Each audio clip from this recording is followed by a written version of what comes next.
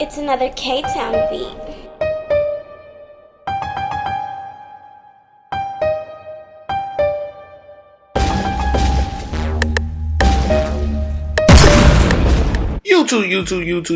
YouTube, it's your boy, Mr. Outliner. I'm back. Today I got the taper with the curly top, twist top, what call it, right?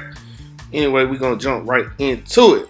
First thing you want to do, ask them, you consult your client, see what they want to do, you know what I'm saying? If he's trying to keep the curve, if he's not trying to keep the curve, the C, the cup, C cup, whatever you call it, people call it different things in different places. But if he is trying to keep it, then you want to start your guideline inside and underneath the curve, where the curve is going to be, right? Then after that, you want to take your 1.5 guard, right? 1.5 guard. Now, after you take your 1.5 guard, you want to knock it down, right? You just want to debulk a little bit. You want to take the size down to where you can control how you're about to start blending, so you can see like where the fade is going to come out better. And after that, the next thing you do, use your 1 guard, because right here, you just want to attack the same guideline that you made the first initial guideline. This client was kind of sweating and hot, so some of the hair is not removing. So you got to, make sure the temperature is cool. I ended up turning on the fan for him. But anyway, you want to debulk even more, knock the hair down some more, get it to a controllable place, right, for fading, and just focus on removing that guideline as much as you can with that particular guard. Now, after that, then you can come back. I have no guard. Right here, you can use a half guard, but I chose not to. A lot of times, I don't use the half guard. It depends on the texture of the hair for me, really, and what type of look I'm trying to get. But a lot of times, I can manipulate the blade to where I don't have to use the half guard. In those cases, too, you see me use my clipper over comb or something like that. I use combs a lot because brushes hold hair, but you can use the brush sometimes just to clean off the hair, especially like I said, the client was kind of hot a little bit, so the hair was sticking, so I had to remove the hair the best way possible, and I used a brush to do it. But after that, you just keep working on that guideline, no guard here, and you see me stretching the skin. You want to stretch the skin and remove the guideline, right? So it's all about, your process, your steps, your approach, and consistently using that approach to get the line out or to get the look that you want to get, right? So after that, we take the same, it's no guard, we kind of rake the hair right around where the sideburns are, and we use the bottom of the ear as a guide, how we want to come up and how we just want to blend that into the taper. You see how easily that works? You just blend it into the taper. So this is the look you want to get right here, because the transition is nice. You see how that transition right there, that light to dark, that's what you're looking for when you're doing a haircut, a taper into a beard. Now we come back, we use the 1.5 guard again, and I want to knock down the front just a little bit so I can see where the line is going to be, where I'm going to put the line. You don't want to knock off too much, and you want to use a big guard to do it. I felt like a 1.5 was big enough, and it was. So, and I probably have the lever open.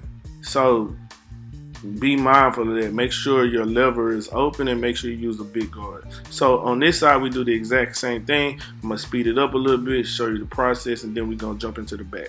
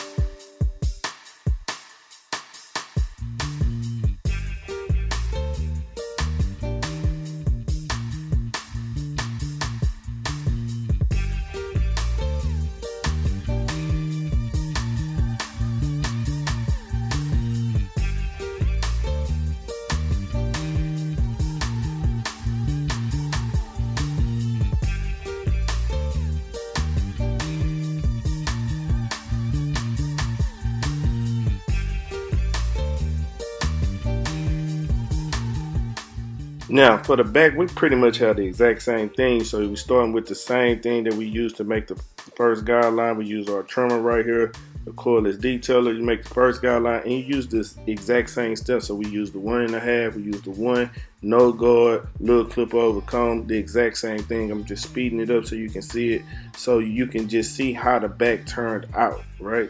But check it out, see how the back turned out, and then we're gonna do the lineup.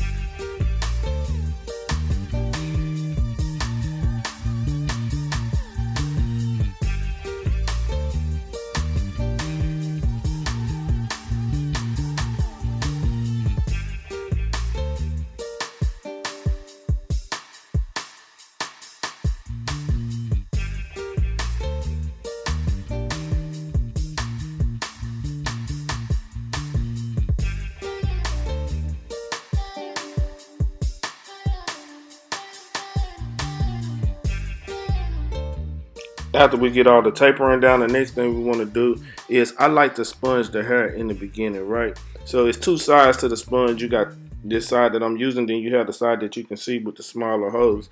Now it depends on the type of curl pattern you want to get. You kind of want them looser. You want to use the big end like this, and if you want the curls tighter, you use the other end with the smaller hose. So, and it depends on, how much hair they got, and really what you're trying to do. But that side is for like wider curls and the other side is for smaller curls, right? Right here you can see where you thin it right in the corners on the side, right? So I just want to comb it down enough to give me something to work with. I don't want to push his hairline back, right? And you don't either, right? So you start from the middle point, kind of like where the most hair is. So that's the part that you're really focusing on, where the most hair is. It'll give you a better guideline to complete the edge up across, right? So you see me, I'm under where he's thin at. I'm not trying to make the line curve to hook wherever it's dark at. You know what I mean? I'm not trying to bring his hairline up. So be careful of that. After you get that point, now you can really see, where I didn't bring his line up to where it's thin at, right? So I just came back and I'm just working with what I can work with. Now, we're going to put enhancements on it to make it everything pop and come together for sure. But this is what he's going to see when the enhancements wear off. The enhancements are only for the day, for the next day. That's it.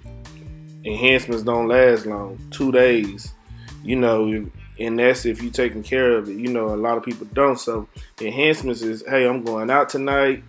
I want to look extra crispy. I'm gonna be taking pictures. This is my birthday, anniversary, birthday parties, all this type of stuff. This is why people like it, and it just makes it look full. The haircut looks that much better, right? So after that, like I say, you want to keep everything natural. So, and that's what I'm doing right here, keeping everything natural. On the beard, the only thing I want to say is, like, when you cut, use I have a guide point and it's right under his lip. So I just want to curve it, keep it natural too. Don't push it down too far. Still make the line short without, compromising the width of it. You know what I mean? So that's all you want to do here, and take your time with it, and just, follow the line. Use a guideline I use under the lip, so on the other side I can do the same thing and it should come out even.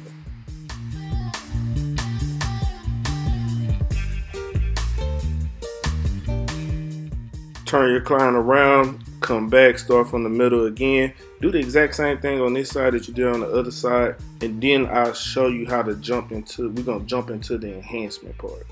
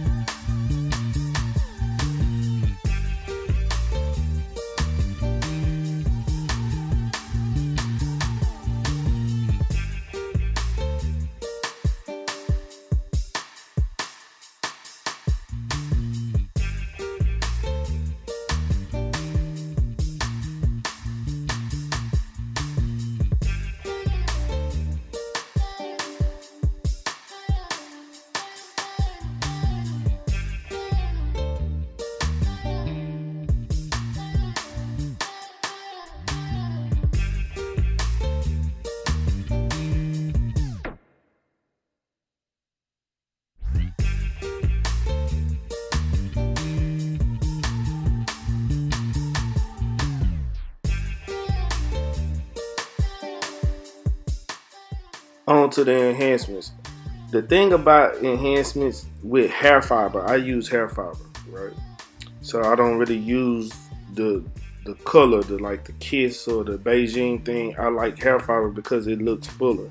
So with hair fiber, you want to kind of make it look natural with any enhancement. And the hair fiber makes it look natural. You see how I sprayed it on? It's just enough to fill in the light spot, right? We're not trying to make him look like he got hair where he, like more hair than normal. You don't want to get outrageous with the stuff, right? Sometimes to get a perfect look, though, you have to do that, like a person on TV or something. But keep it simple. You know what I mean? Like, don't over exaggerate it. So after I put the hair fiber on, I come back, I use my detailing mist to lock it in, I let it dry, then I come back and I start the lineup, right? And you see how it is. So now I'm trying to get it super crispy, right? Trying to get that crispy look. This is where the crispy part comes in, right? Because the hair fiber is there, everything is thick, bold. You just matching stuff up. So now you detailing to the max, right? So this is where you focus on the detailing part, trying to make sure everything look good. And now, don't that look natural, right? That looks natural, right? Don't look like, like some of these pictures or memes you be seeing, man. I've been seeing some crazy stuff lately, you know what I mean? But this is how you get it to look natural. You know what I mean? Now drop me a comment in the comment section. Let me know if it looked natural. What I could have did, not did, what you like about it, don't like about it, that type of stuff. Now, on this side, you do the exact same thing.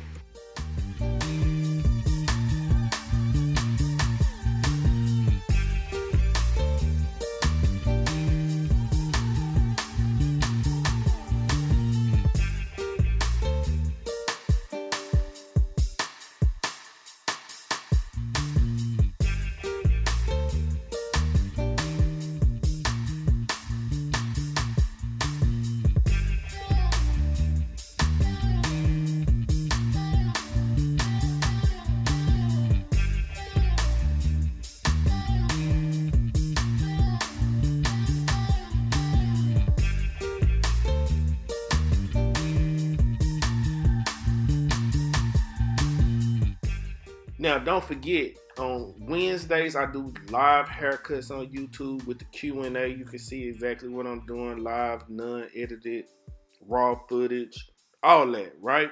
So, I don't know what time I do it, but I do it whenever a good client comes in to do it. But anyway, don't forget, like, comment, subscribe, tell a friend to tell a friend. You know how we do it. Until next time, love, peace, and hair grease. I'm out.